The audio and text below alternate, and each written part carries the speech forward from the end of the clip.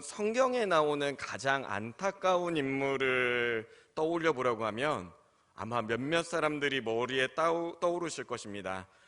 나시린이었으나 이방 여인에게 마음을 빼앗겨 넘어진 삼손, 그리고 순수하고 겸손한 청년이었으나 점차 교만과 열등감에 사로잡혀 무너진 사울왕, 하나님의 성전을 건축하고도 정략 결혼과 이방 종교에 심취해 나라를 갈라지게 만들었던 솔로몬, 그리고 예수님의 12 제자 중 한 명이었으나 끝까지 믿음의 길을 가지 못한 가룟 유다 등 처음에는 하나님의 놀라운 일꾼으로 귀히 쓰임 받았지만 점차 타락하여 무너진 이들이 등장합니다. 오늘 본문에 나오는 데마도 그런 사람 중 한 명입니다. 처음 주님을 영접했을 때는 귀한 자녀였으나 점차적으로 죄악의 마음을 빼앗겨 무너진 사람입니다. 이 시간엔 성경에 기록된 데마의 흔적을 돌아보며 우리가 바른 신앙의 길을 걷기 위해 어떤 것을 조심해야 되는지에 대해 나누어 보길 원합니다. 이 데마는요, 원래 이 데살로니가에서 태어난 사람입니다. 사도 바울을 통해 복음을 받아 예수님을 영접했습니다. 근데 이 데마라는 이름 뜻이요, 인기가 있다는 뜻입니다. 그러니까 처음 봐도 호감이 가는 그런 사람들이 있지 않습니까? 오늘로 보면 참 매력도 있고 주변에 사람들이 따르는 그런 사람이었습니다. 그런 그가 처음 복음을 받았을 때는 사도 바울을 따라다니며 정말 적극적으로 그의 사역을 도왔습니다. 그는 바울이 감옥에 수감될 때도 바울의 곁을 떠나지 않았습니다. 그런 데마를 일컬어 바울은 나의 동역자이다 라고 고백하기도 했습니다.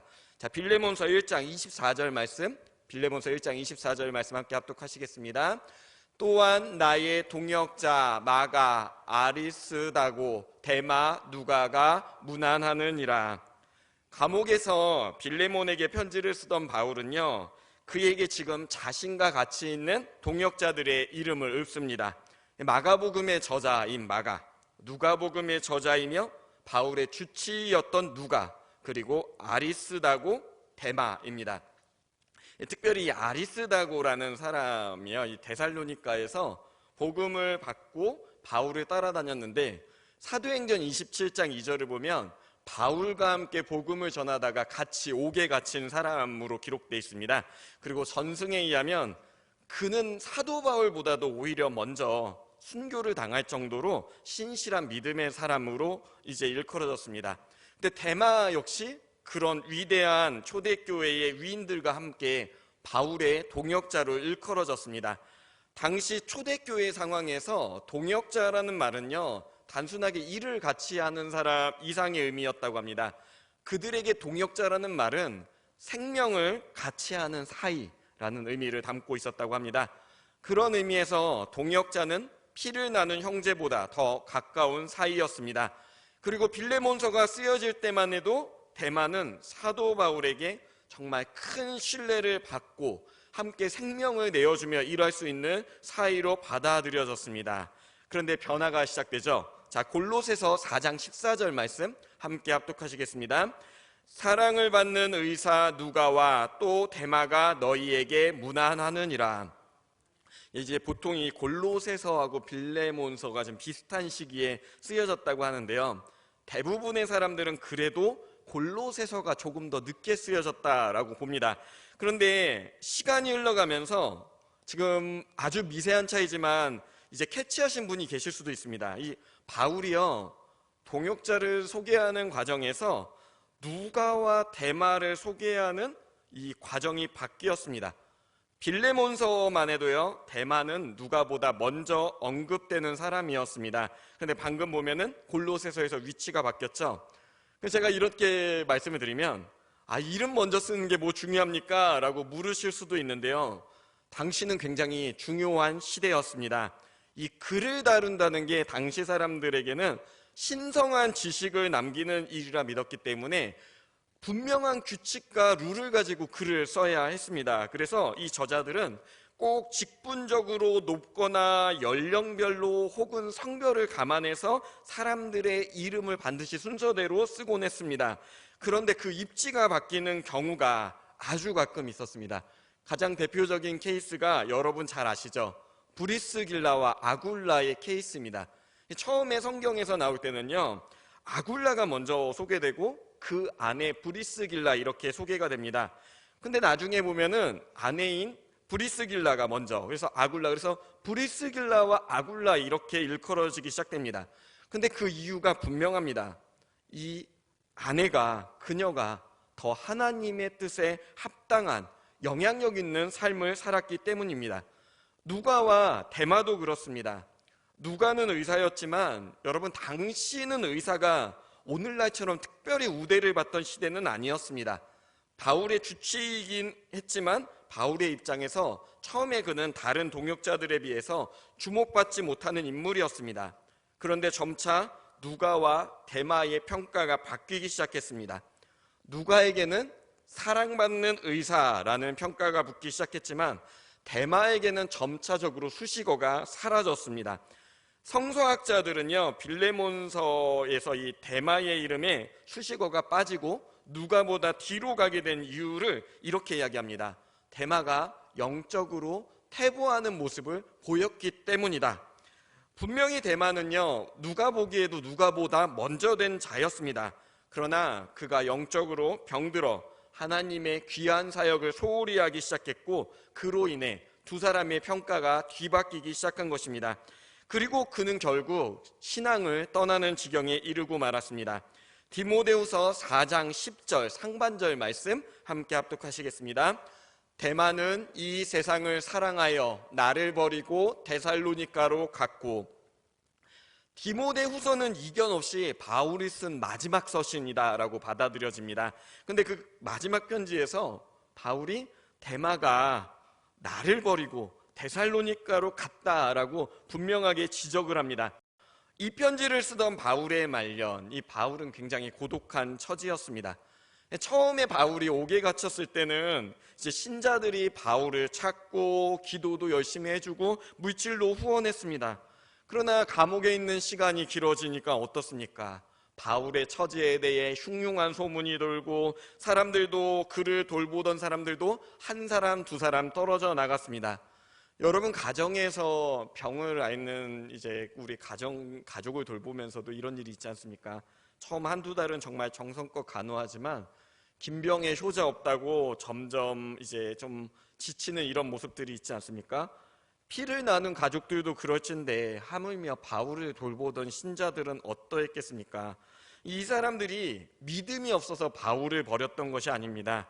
그들의 능력, 그들의 체력, 환경에 한계가 느껴져서 이제 한 걸음씩 뒤로 물러서게 된 것입니다. 바울도 사람이지 않습니까? 그래서 그 서운한 마음을 이제 디모데후서에서 표현합니다. 디모데후서 1장 15절 상반절 말씀도 함께 합독하시겠습니다. 아시아에 있는 모든 사람이 나를 버린 이 일을 내가 아나니. 그러니까 이제 옥에서 그 긴 시간 동안에 함께 자신을 후원하고 기도했던 아시아의 동역자들이 이제 바울을 떠나갔습니다.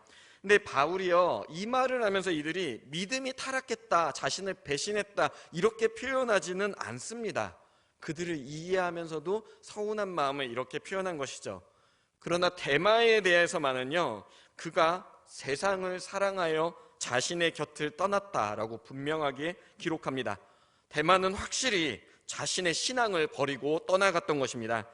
처음에는 분명 이 사도의 눈에 데마가 누가보다 앞선 사람이었는데 종국에 이르러서 한 명은 사랑받는 의사, 주님의 일꾼으로 칭함을 받게 되었지만 한 사람은 세상을 사랑하여 떠난 배교자가 되었습니다. 이 데마가 한때는 십자가의 축복을 받고 성령의 은혜를 누리던 사람이었습니다. 그런데 그러니까 탈선해 교회를 떠났습니다. 한번 하나님의 은혜를 맛본 사람이 십자가의 믿음을 뒤로하고 세상을 떠나면 다시 복음의 빛이 그 안에 들어가는 일은 정말 힘듭니다. 특별히 성경에서도 이런 걸 경고하고 있어요. 이게 시브리 기자가 이런 배교의 위험을 경고하는데 시브리서 6장 4절에서 6절 말씀 함께 합독하시겠습니다. 한번 빛을 받고 하늘의 은사를 맛보고 성령에 참여한 바 되고 하나님의 선한 말씀과 내세의 능력을 맛보고도 타락한 자들은 다시 새롭게 하여 회개하게 할 수 없나니 이는 그들이 하나님의 아들을 다시 십자가에 못 박아 드러내놓고 욕되게 함이라.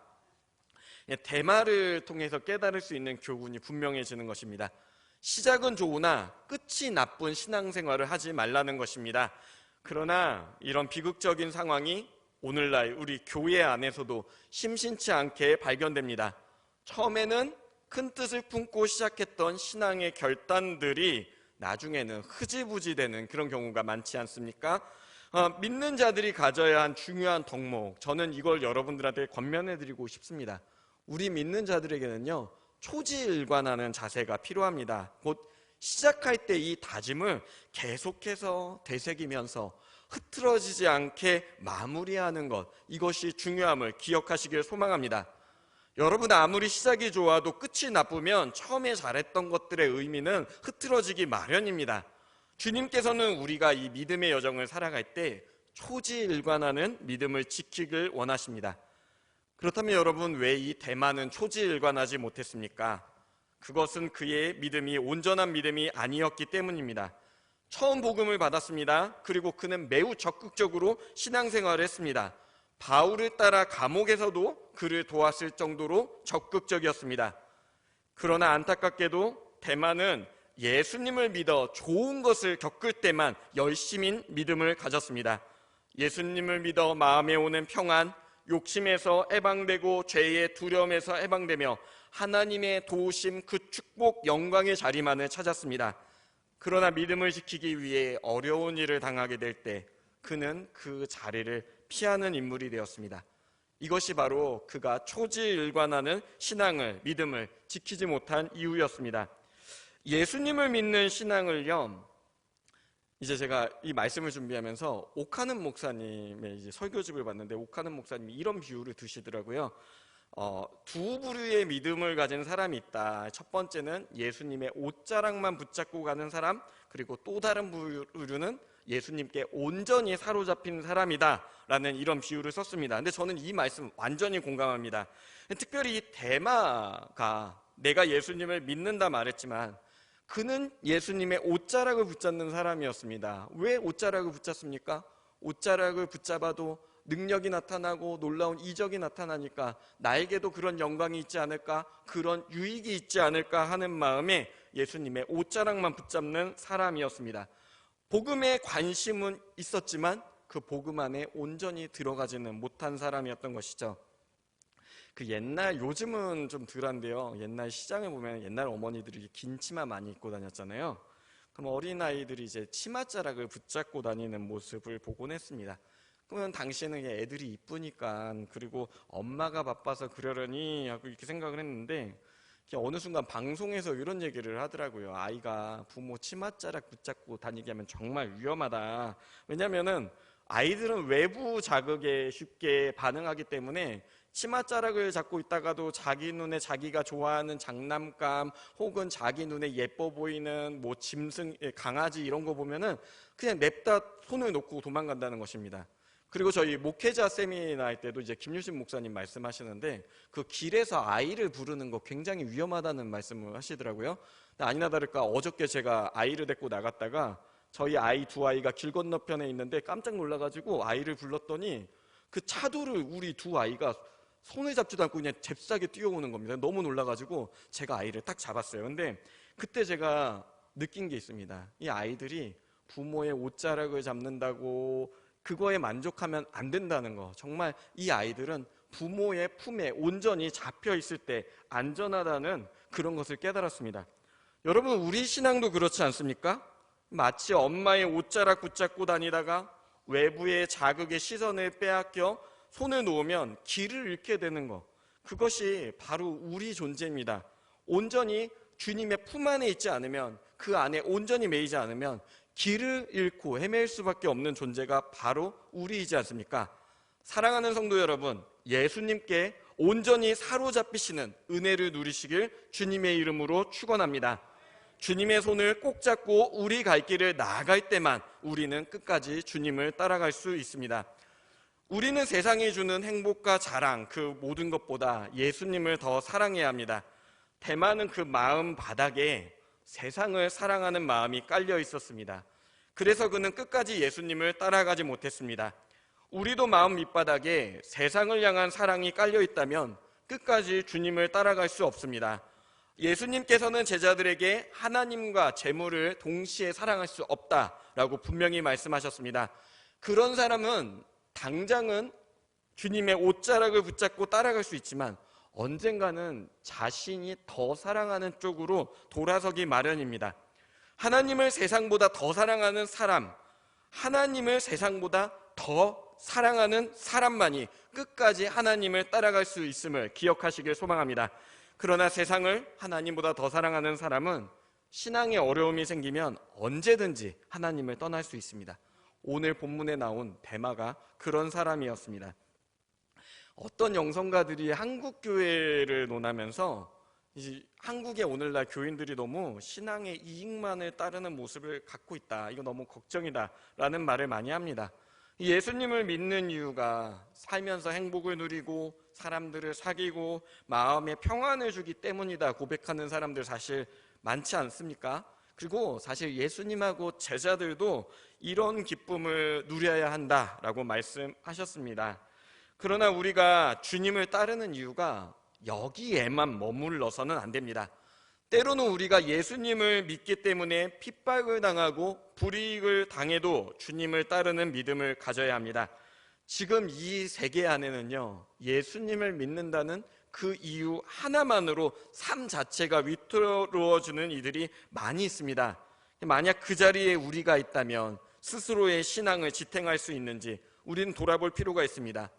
나는 아니라 하지만 지금 하나님께서는 이 세계의 당신의 자녀들을 살피며 그 마음의 중심을 보시고 참된 믿음의 자녀들을 택하시기 때문입니다. 예수님을 온전히 믿으면요, 제일 먼저 일어나는 변화가 있습니다. 그것이 무엇인가 하니 바로 자신의 가치관, 생각 자체가 바뀌는 것입니다. 그동안 스스로의 행복을 위해 가장 귀중히 여겼던 것들이 바뀝니다. 이전에는 재물, 명예, 쾌락 중에서 자신이 사랑하는 것을 쫓아가던 인생이 이제는 그리스도의 말씀을 생각하고 그분의 뜻을 따르는 것이 가장 큰 기쁨이 됩니다. 세상을 보는 눈이 달라지고 세상을 향한 마음도 달라집니다. 이런 본질적인 변화가 아직 내 안에 없다면 끝까지 주님을 따르지 못합니다. 학자들 중에 이 데마를 일컬어서 인내력이 부족하고 감정적인 사람이었다 보는 견해도 있습니다. 그는 바울이 훌륭해 보일 때는 앞뒤 가리지 않고 바울을 따랐습니다. 그러나 바울이 감옥 속에서 초라해지자 그를 등지고 떠났습니다. 그는 자기 양심을 떠나 생활하는 사람이었습니다. 분위기가 좋고 은혜로울 때는 주님을 따르고 주님을 위해 살겠습니다 라고 다짐하지만 상황이 어려우면 쉽게 결단을 뒤엎는 사람이었습니다. 근데 사실 오늘 교회 안에 우리 모습 중에도 그런 모습들이 있지 않습니까? 말로는 대답도 잘하고 어느 수준까지는 열심을 내는데 어느 순간이 넘어가면 주저앉고 맙니다. 시작은 잘하지만 이를 끝까지 추진하는 능력이 없습니다. 그런 이들은 아직 주님을 온전히 만나지 못했을 가능성이 큽니다. 그러나 여러분, 예수님을 인격적으로 만나면요, 우리 마음이 일단 이런 변덕적이고 감정적인 부분에서 변화가 시작됩니다.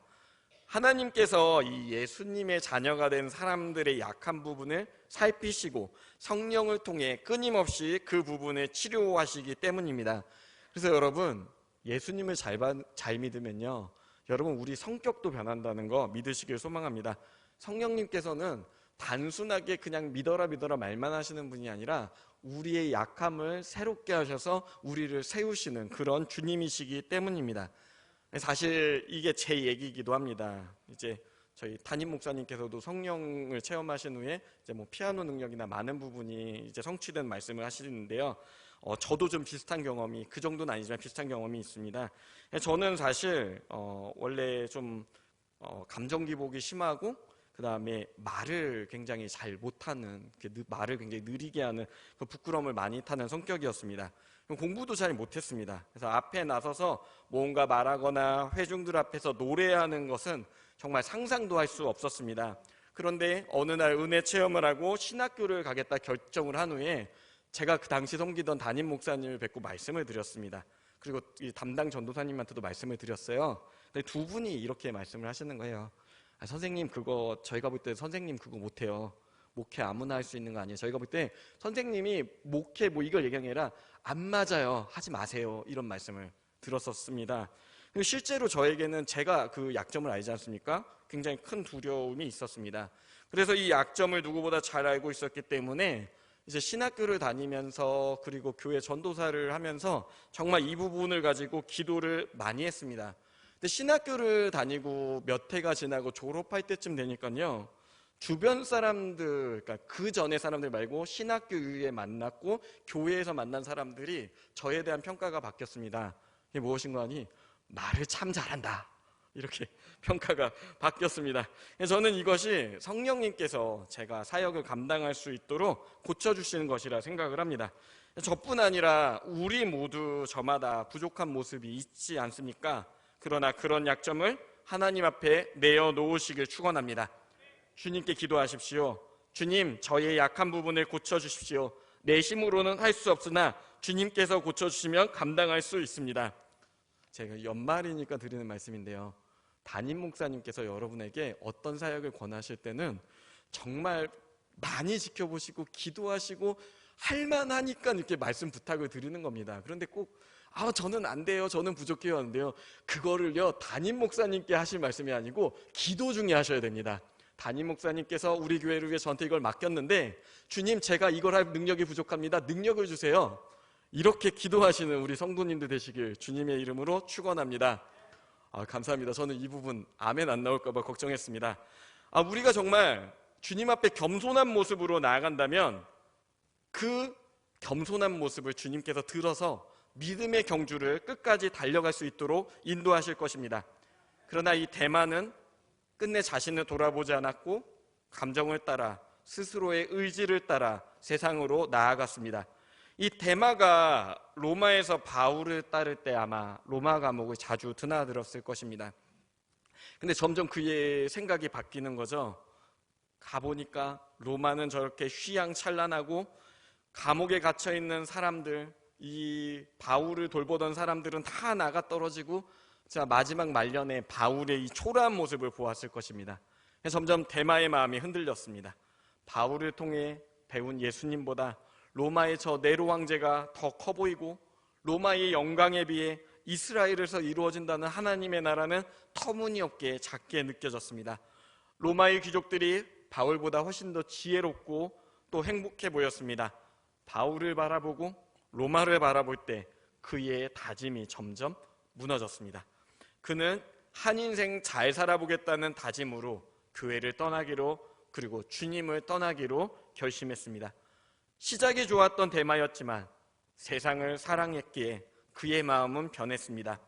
하나님 나라를 향하여 끝까지 달려가기에는 계산하는 것이 너무 많았고 감정적이었으며 포기할 수 없는 것도 너무 많았습니다. 사실 그의 모습은 오늘 우리에게도 많은 질문을 던집니다. 과연 우리는 주님을 위해 이것을 포기할 수 있는가? 내가 귀하게 여기는 모든 것들을 다 버리고 주님을 따라갈 수 있는가? 신앙의 길을 위해서는 주님의 것보다, 주님보다 앞서는 것이 있어서는 안 됩니다. 믿음 생활을 시작했다가 이제 가족들이 교회 나가는 걸 싫어해요 라고 교회 나가기를 포기하는 사람들이 있습니다. 여름에는 날씨가 너무 더워서, 겨울에는 추워서 그냥 하루 종일 집에서 뒹굴면서 진짜 자기 몸 하나만 건사하면서 이제 뭐 마지못해 신방이 오고 전화 오면은 나가야죠 하는 사람들이 있습니다. 이런 사람들은 죄송합니다만 말로는 예수님 믿는다고 하지만 실제로 주님을 위해서 어떤 희생도 각오하지 못하는 사람들이지 않습니까?